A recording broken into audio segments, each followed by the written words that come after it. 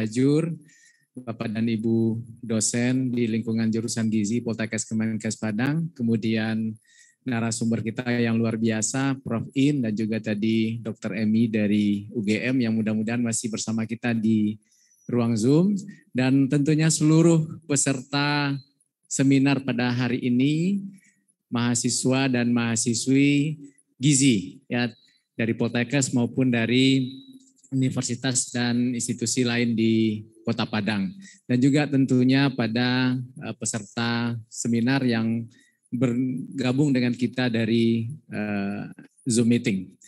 Semangat pagi. Luar biasa. Terima kasih. Tepuk tangan dulu untuk kita semua.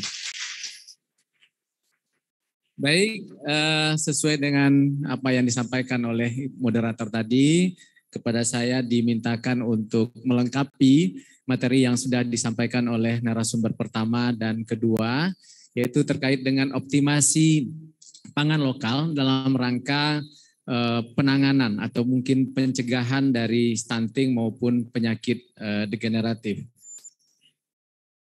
Oke. Baik, pagi ini mungkin kita akan diskusi sedikit, tadi sudah panjang lebar sebetulnya dibahas oleh kedua narasumber kita terkait dengan fenomena atau hubungan antara stunting dengan penyakit degeneratif. Kemudian yang kedua nanti kita juga akan diskusi terkait dengan pola makan ya, pola makan dan juga asupan gizi. Barangkali slide-nya bisa.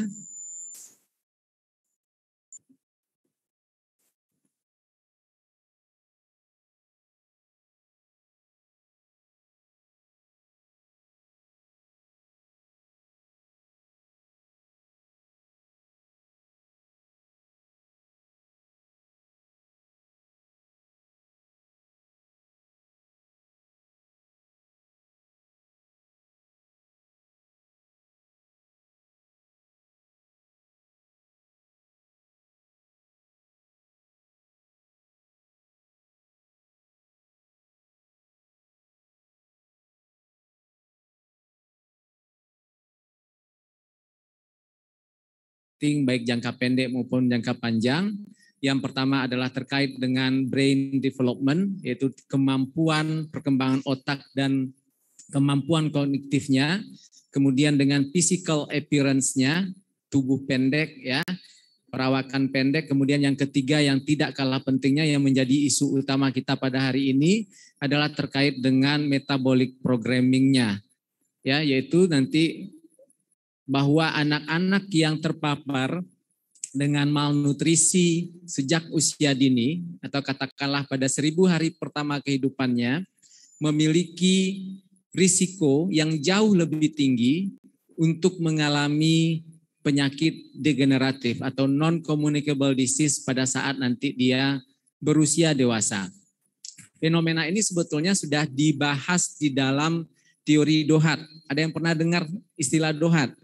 Developmental Origins of Health and Disease. Jadi cikal bakal kita pada saat dewasa, apakah kita akan sehat atau mengalami penyakit tertentu, maka itu ditentukan oleh bagaimana kondisi nutrisi kita atau status gizi kita pada early life atau pada awal-awal kehidupan. Jadi makanya sangat penting untuk kita perhatikan. Kok nggak bisa connect ya? Mungkin saya harus berdiri dekat situ kayaknya. Bisa dibantu? Next slide. Nggak bisa. Oke, ya.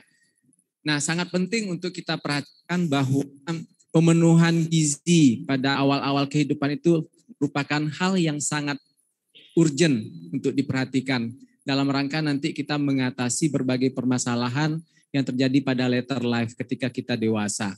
Ya. Baik, tadi sudah dibahas, mungkin saya tidak akan banyak berbicara tentang hal itu lagi. Nah, berbicara tentang stunting dan non-communicable disease atau penyakit tidak menular atau yang kita sebut dengan penyakit degeneratif ini, penyebab utamanya karena kita orang gizi tentu berkaitan dengan defisiensi atau kekurangan zat gizi dan ketidakseimbangan dalam masa yang panjang atau kronis. Dua hal yang berbeda. Satu adalah defisiensi.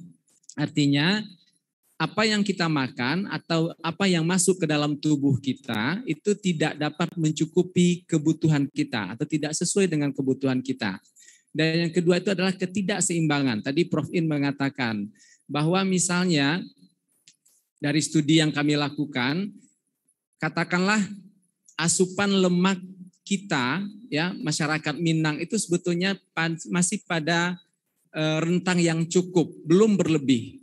Tetapi ketika kita lihat komposisi asam lemaknya, ternyata 80% itu adalah lemak jenuh atau saturated fat. Ya, ketidakseimbangan itulah nanti yang bisa berdampak terjadinya tadi berbagai risiko untuk penyakit degeneratif. Salah satunya tadi adalah dislipidemia. Jadi ketidakseimbangan. Begitu juga nanti di dalam pola makan kita. Kalau kita lihat sekarang ini, dominannya itu didominasi oleh sumber karbohidrat. Pernah memperhatikan piringnya masing-masing? Ya, porsi yang paling besar di dalam piring kita itu apa? Pasti nasi. Tapi coba perhatikan berapa kira-kira di atas piring itu yang ada sayurnya. Ya, kadang ada, kadang tidak.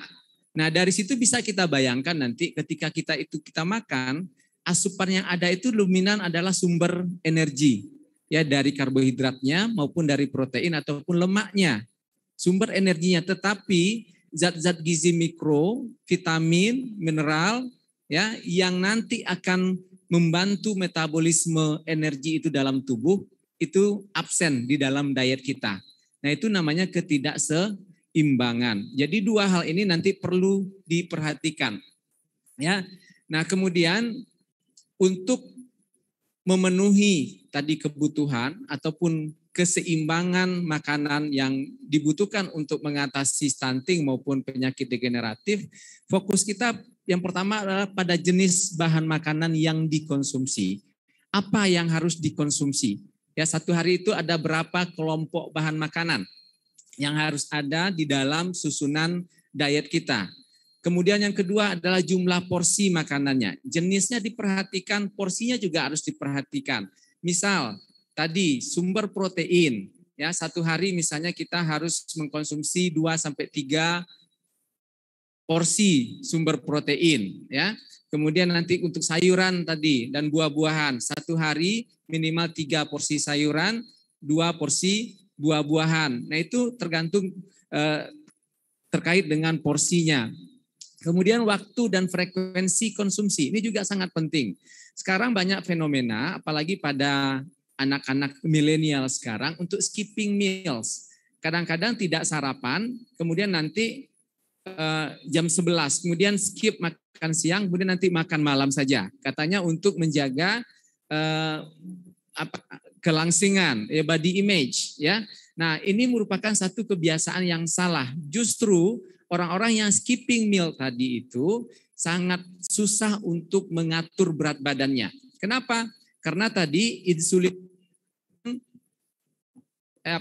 naik drastis, ya. Ketika misalnya kita skip breakfast, kita skip makan pagi, maka nanti pada misalnya jam 8, jam 9 itu gula darah kita itu pada titik yang paling rendah.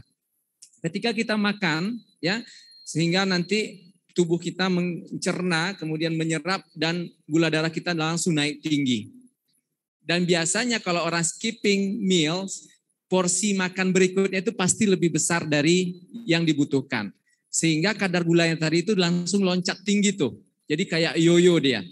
Ya, kemudian nanti tubuh akan merespon dengan mengeluarkan insulin untuk menormalkan kembali. Sehingga nanti pelan-pelan turun kembali. Nah, kalau itu terjadi terus-menerus, maka akan memicu nanti berbagai penyakit tidak menular tadi. Kemudian cara pengolahan. Ya, Bu In tadi sudah menjelaskan, ya, bahwasanya sebetulnya dari komposisi bahan makanan kita itu tidak kalah sebenarnya dengan Mediterranean diet tadi. Ya, kita punya banyak sayuran, kita punya banyak ikan, kita punya banyak biji-bijian dan lain sebagainya. Tetapi cara pengolahannya kadang-kadang yang berisiko. Ya, dari penelitian yang kami lakukan, masyarakat Minang itu bisa mengkonsumsi 7 sampai 8 porsi makanan yang digoreng dalam satu hari. Bayangkan itu. Pagi makan telur mata sapi digoreng. Ya, nasinya nasi goreng. Kemudian nanti siang snacknya pakai bakwan digoreng. Ya kan, pakai pisang goreng digoreng.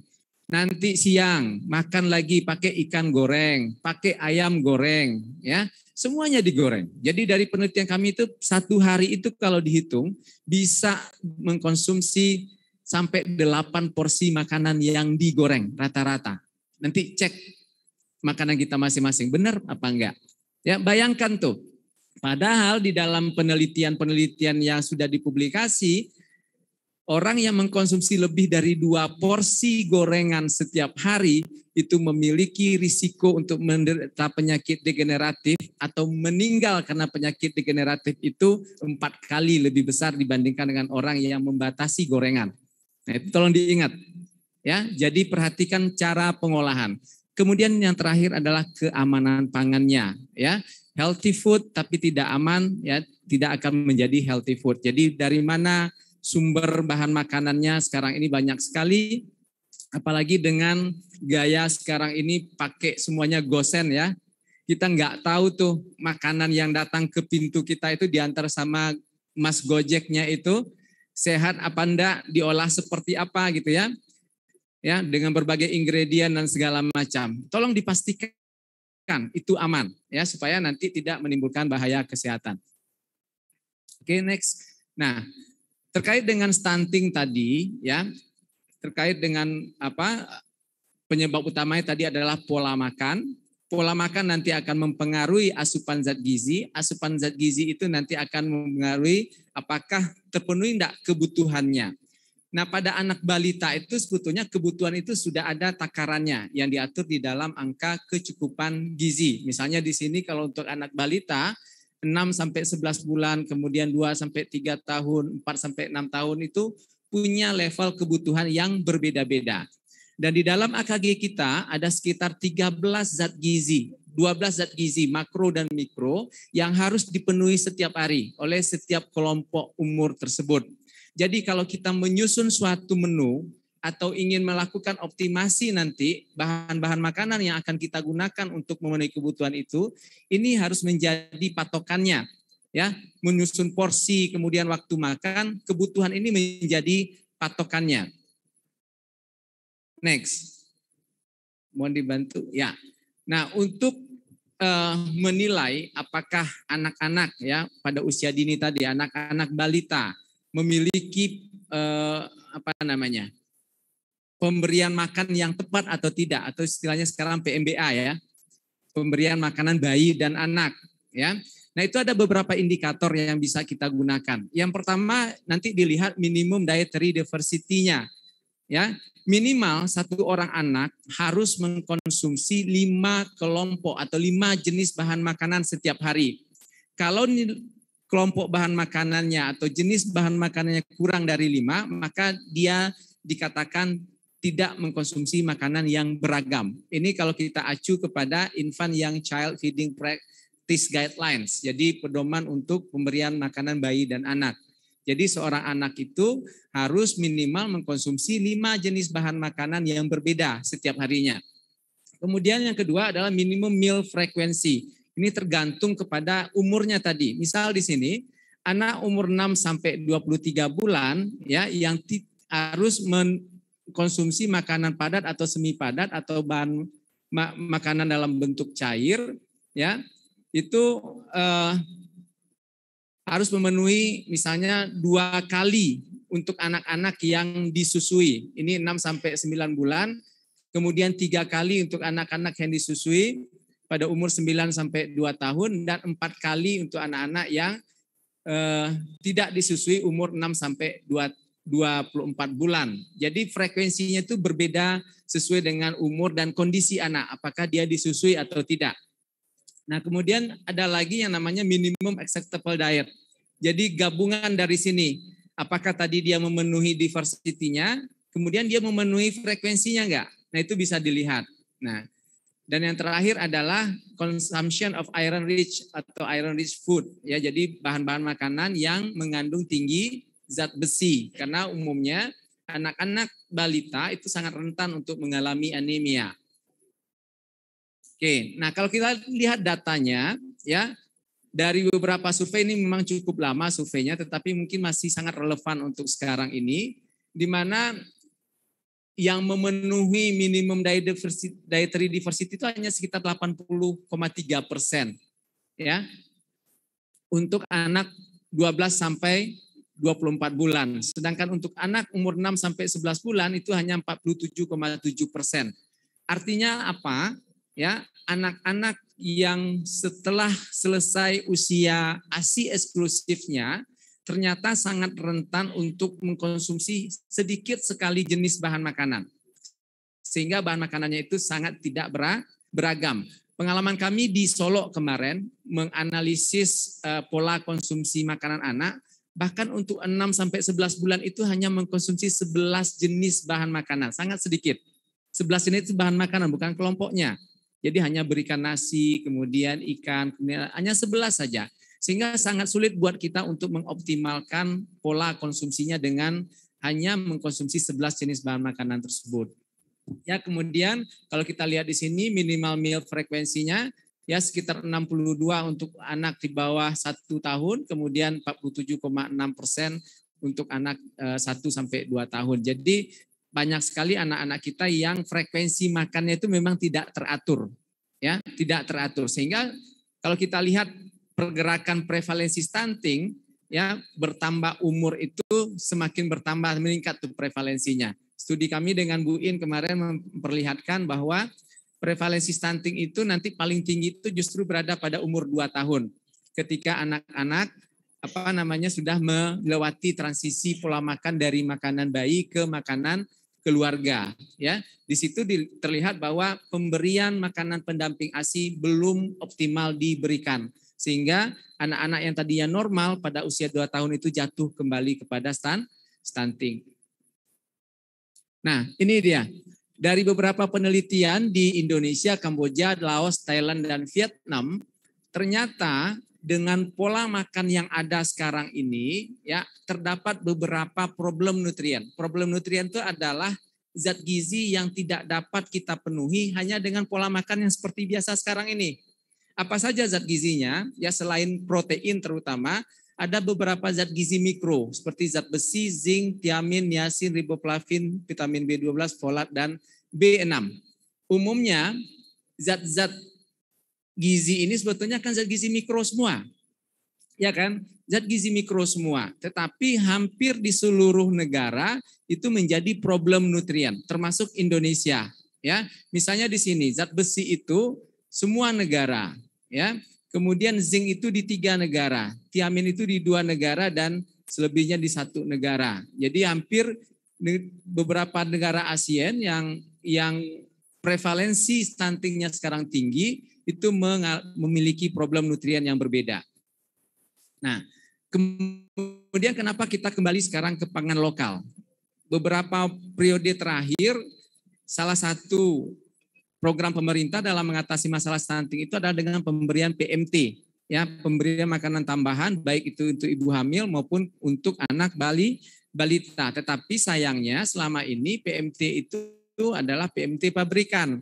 Setelah dievaluasi memang compliance atau daya terima terhadap PMT pabrikan ini ya sangat beragam. Artinya banyak kendala, banyak yang tidak dikonsumsi ya sehingga prevalensi stunting itu masih sangat sulit untuk diturunkan. Nah, sekarang kembali ke bahan pangan lokal. Kenapa? Karena memang ini sesuai dengan anjuran dari Badan Kesehatan Dunia bahwasanya pemberian makan kepada anak itu harus sesuai dengan tradisi dan nilai lokal, kemudian bahan pangannya itu tersedia dan memiliki peluang lebih tinggi dalam keberlanjutan atau sustainability-nya. Jadi harus sesuai dengan pola makan masyarakat setempat begitu. Jadi makanya kembali lagi ke bahan pangan lokal.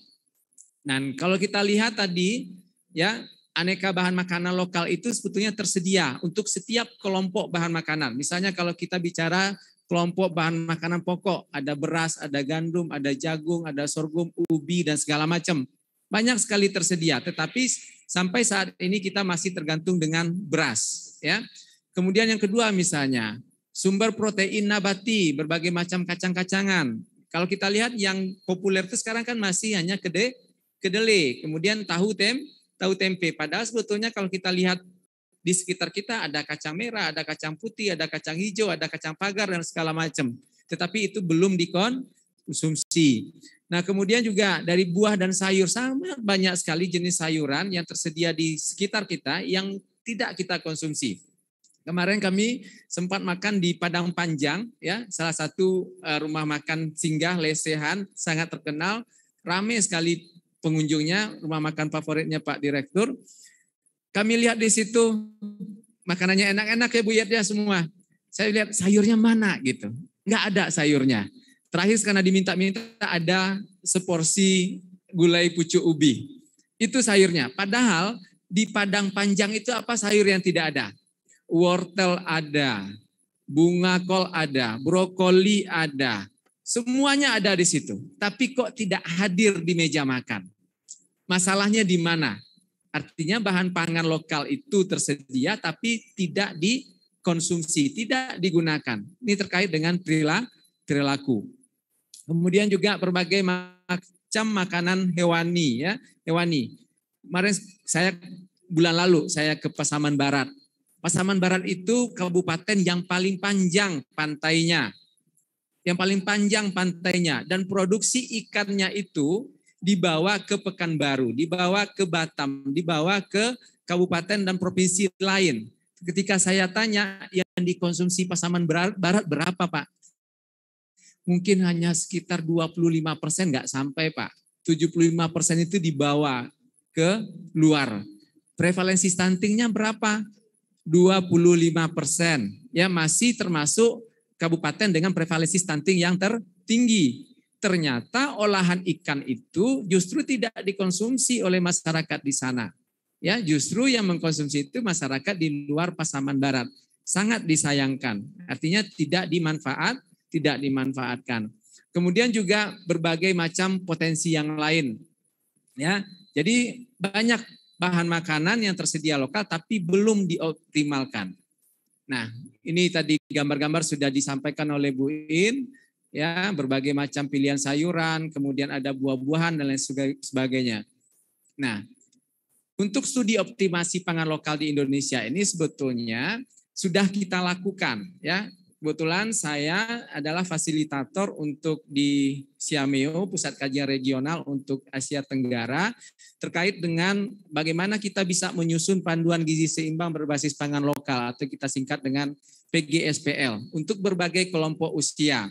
Kemarin studi yang kami lakukan ya pada tahun yang lalu 2020 dan 2021 adalah untuk menyusun panduan gizi seimbang untuk 50 daerah kabupaten di Indonesia yang menjadi lokus stunting priority. Jadi stunting priority area namanya. Ya, 50 daerah termasuk di Sumatera Barat itu adalah Kabupaten Solo sebetulnya. Nah, untuk di kabupaten di Indonesia sendiri tadi, dari studi tadi itu kita menemukan daftar problem nutrien sama tadi yang dilakukan di negara ASEAN. Jadi ada di situ zat besi, kemudian ada itu zinc, vitamin C, vitamin B1, B2, B3, B6, ya folat, B12 dan vitamin A. Masing-masing terdapat di berbagai kelompok umur. Nah, sementara bahan-bahan makanan tadi itu sebetulnya sumbernya ada ya dari berbagai macam contoh yang sudah disampaikan tadi. Dan dari situ kita keluarkan yang namanya PGSPL tadi itu, panduan gizi seimbang berbasis pangan lokal untuk berbagai kelompok umur sesuai dengan kebutuhannya tadi. Jadi untuk optimasi ini, kebutuhan yang ditetapkan oleh AKG tadi itu menjadi patokan kita untuk menyusun kira-kira bahan makanan apa yang kita anjurkan, berapa porsinya, berapa yang harus dikonsumsi dalam satu hari atau dalam satu minggu. Ya, nah kebanyakan selama ini yang terjadi adalah banyak kita memberikan penyuluhan gizi seimbang isi piring makanku, tapi tidak jelas di dalam piring itu apa bahan makanannya, berapa banyak gramnya. kapan berapa kali dikonsumsi, sehingga itu hanya menjadi isi piringku itu hanya sebagai normatif saja, tidak implementatif dalam kehidupan sehari-hari. Nah, di sini di dalam leaflet yang kita ini kan, ini salah satu bahan edukasi yang kita sampaikan di lapangan. Di situ kita jelaskan yang terjadi itu apa. Misalnya ini untuk anak 12 sampai 23 bulan. Di mana anak-anak di Kabupaten Solo usia 1 sampai 2 tahun itu menderita kekurangan zat gizi kalsium, vitamin A, vitamin B6, folat, dan vitamin C. Ini zat-zat gizi pada pola makan yang terjadi pada saat ini yang hilang atau belum terpenuhi. Belum terpenuhi, ya. Atau kecukupannya, kebutuhannya belum terpenuhi.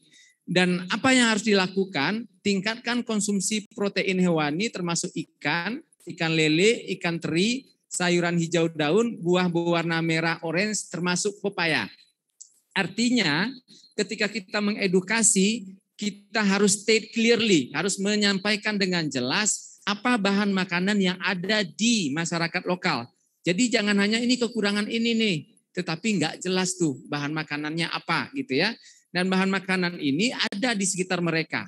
Ya, mereka olah sehari-hari, mereka budidayakan sehari-hari, dan itu harus mereka konsumsi, tingkatkan konsumsinya untuk itu. Ya, kalau begini kan jelas nih apa yang harus dikonsumsi. Ingat tadi jenisnya apa, ya. Nah, kemudian di pesan-pesan berikutnya porsi tadi, porsi dan frekuensi konsumsi. Misalnya di sini nih, untuk anak 6 sampai 8 bulan, ya, berikan 2 sampai 3 sendok makan saja. Makan 2 sampai, maaf nih, saya nggak bisa baca. 2 sampai 3 kali makan utama, 1 sampai 2 kali selingan, kemudian mulai 2 sampai 3 sendok makan hingga nanti setengah mangkok untuk anak umur 6 sampai 8 bulan. Jadi jangan pula dipaksakan nanti anaknya baru umur 8 bulan terus dikasih makan 1 piring gede. Enggak kan? Harus disesuaikan dengan porsi untuk anak seumurannya. Jadi di situ disampaikan bahan edukasinya harus mencantumkan itu gitu ya. Nah, kemudian di sini berikan ASI sesuai kemauan anak. Nah, karena dia masih umur 6 sampai 8 bulan. Jadi ASI harus sesuai kemauan atau on demand misalnya. Nah, di sini makanan pokok setiap kali makan termasuk ya untuk anak 6 bulan itu ya pengenalan 2 sampai 3 sendok makan saja. Kemudian untuk 6 sampai 8 bulan 1/4 sampai setengah mangkok atau sekitar 25 sampai 30 gram. Kemudian 9 sampai 11 bulan misalnya setengah mangkok sampai atau sekitar 40 sampai 45 gram. Nah, ini ukuran porsinya.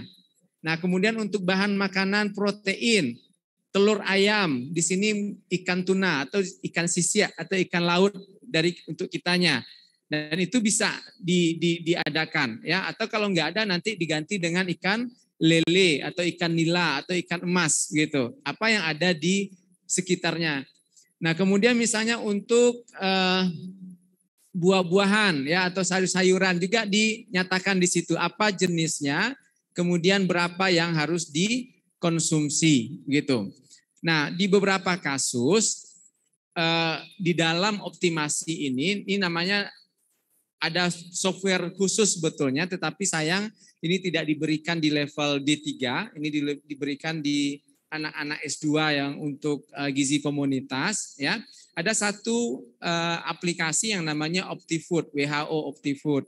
Dengan menggunakan aplikasi itu, nanti kita bisa menginput data-data konsumsi makanan yang kita kumpulkan. Biasanya itu dalam bentuk hasil food recall atau dari food record selama seminggu. Tapi kalau nggak bisa, hanya 1 hari food recall saja bisa. Tapi nanti kita convert menjadi data food record 1 minggu.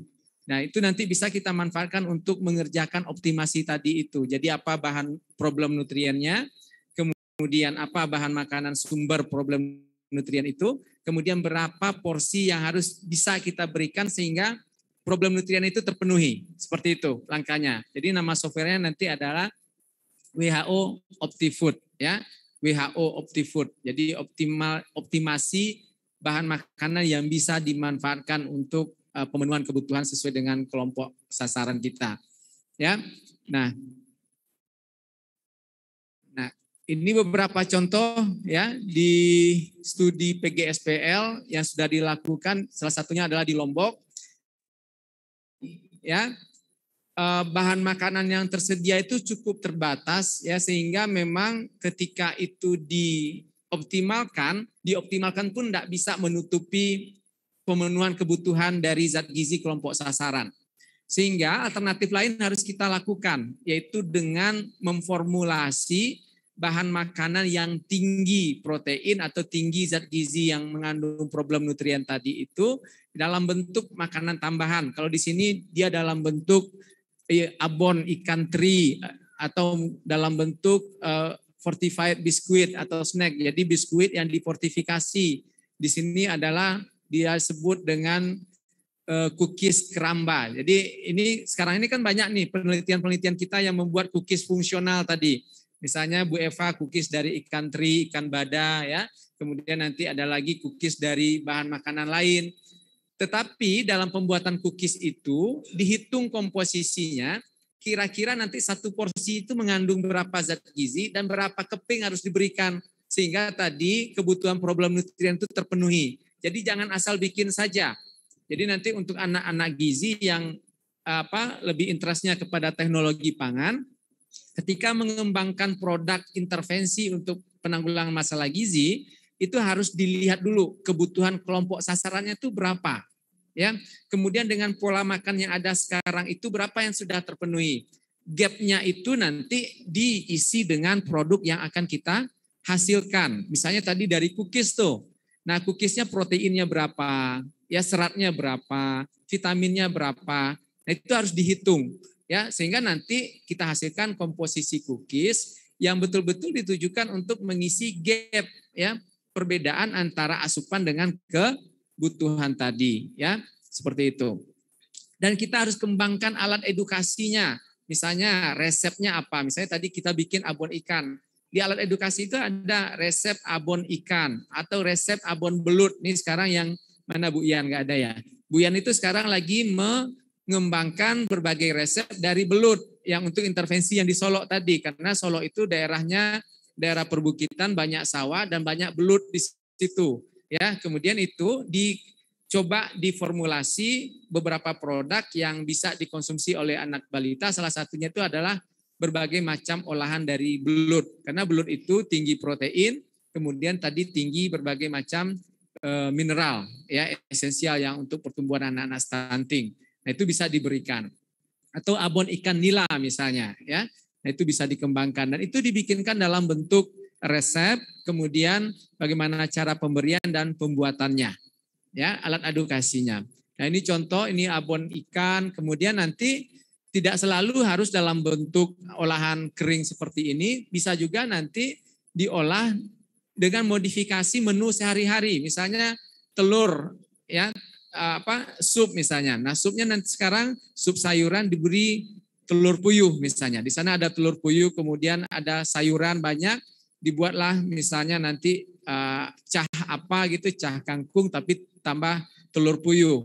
Nah, itu bisa diberikan kepada anak-anak biar lebih menarik. Jadi tidak harus selalu dalam bentuk makanan snack. Bisa saja nanti menjadi makanan pendamping pada konsumsi makanan utama. Ya. Nah, ini juga nanti di dalam kalau kita melakukan edukasi, diupayakan ada evaluasi monitoringnya. Jadi pengalaman kami pada saat dulu membina ibu-ibu yang overweight supaya bisa turun berat badannya untuk memperbaiki profil lipid, ternyata dengan hanya memberikan isi piring makanku itu enggak mempan untuk merubah perilaku. Jadi harus dilakukan pendekatan individu, dilakukan pendekatan kelompok, ya, didampingi, dikunjungi secara periodik sekali seminggu, sekali 2 minggu, kemudian dievaluasi. Ibu kemarin konsumsi ininya berapa kali sudah, ya, konsumsi ini berapa kali, memenuhi target atau tidak? Kalau tidak memenuhi target, kenapa? Kesulitannya apa, gitu ya? Kebanyakan yang jawab kemarin terkait dengan sayuran itu, kenapa kok ibu nggak makan sayuran? Satu, Pak, menyiapkan sayuran itu sangat sulit. Kenapa sulit? Ya bayam, kangkung kan harus disiangi dulu tuh. Sementara kami nggak punya waktu untuk nyiapin yang begitu-begitu. Itu satu tuh alasan yang paling banyak. Yang kedua apa? Ketika dibikin ternyata anggota rumah tangga nggak makan. Udah capek-capek nyiapin, di rumah nggak ada yang suka sayuran. Buat apa dibuat gitu. Itu yang terjadi. Jadi faktor kesukaan. Nah kan masalahnya kompleks itu. Kita suluh berapa kali pun itu nggak akan mempan. Jadi memang perubahan perilaku itu harus punya strategi komunikasi, ya, komunikasi perubahan perilaku. Jadi pendekatan individu, pendekatan kelompok, kemudian nanti peer review. Jadi 1 kali seminggu tuh dikumpulin tuh yang ibu-ibu saling memotivasi. Siapa yang mencapai target kita kasih reward, yang tidak nanti dikasih challenge lagi untuk minggu berikutnya. Tapi jangan sampai mendiscourage. Gitu ya. Oke, 1 slide lagi.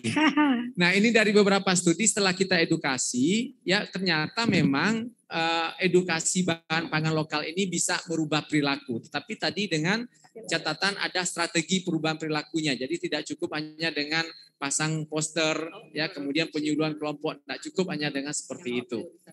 Oke, ini beberapa penelitian menunjukkan nanti perilakunya berubah, asupannya berubah, ya sehingga masalah kesehatannya pelan-pelan itu bisa teratasi. Jadi kesimpulan kita pada siang hari ini yang pertama, stunting pada balita itu dapat berdampak pada peningkatan risiko penyakit degeneratif pada usia dewasa nantinya. Tetapi nanti permasalahan stunting ini umumnya berkaitan dengan pola makan, kecukupan dan ketidakseimbangan asupan zat gizi. Kemudian untuk mengatasinya banyak sekali sumber-sumber bahan pangan lokal, tadi sudah disebutkan oleh Bu In, ada yang pangan fungsional, ada yang bahan pangan segar, bahan pangan olahan, dan segala macam ya yang bisa dimanfaatkan. Tetapi pada akhirnya perlu upaya edukasi, karena kita semuanya orang gizi, maka jadikan setiap diri kita ini adalah agent of change. Kalau belum bisa merubah orang lain, rubah dulu diri kita sendiri, pengalaman itu nanti ditularkan kepada kelompok sasaran. Demikian barangkali, terima kasih. Assalamualaikum warahmatullahi wabarakatuh. Terima kasih Pak Ade, materinya sangat luar biasa ya. Karena Pak Ade sudah membuat kesimpulannya, jadi saya tidak perlu menyimpulkan lagi ya. Oke, demikianlah tadi pemaparan materi dari ketiga pembicara kita hari ini. Sekarang tiba saatnya kita masuk sesi tanya jawab dengan ketentuan sebagai berikut. Peserta yang ingin bertanya dipersilakan menyebutkan identitasnya terlebih dahulu. Pertanyaan diajukan secara singkat, padat, dan jelas. Mungkin di sini ada 5 pertanyaan ya. Yang kalau ada dari online silakan panitia dikirim ke saya, dan boleh bertanya langsung yang untuk peserta yang ada di ruangan ini. Nanti pembicara juga akan mengajukan 2 pertanyaan untuk pembicara 1, 2 pertanyaan untuk pembicara 2, dan 1 pertanyaan untuk pembicara yang ketiga. Semua pertanyaan ada hadiahnya ya. Untuk yang bertanya peserta online nanti akan dikirimkan voucher 5 miliar ya. Dan untuk peserta yang ada di ruangan ini nanti akan mendapat bingkisan langsung. Silakan rebut 5 kesempatan untuk para penanya. Nah, silakan nanti ditujukan ke pembicaranya. Oke, kita buka sesi pertanyaan, sesi pertama. Silakan, ada yang di ruangan ini yang mau bertanya. Banyak ya, ada 5 penanya ini.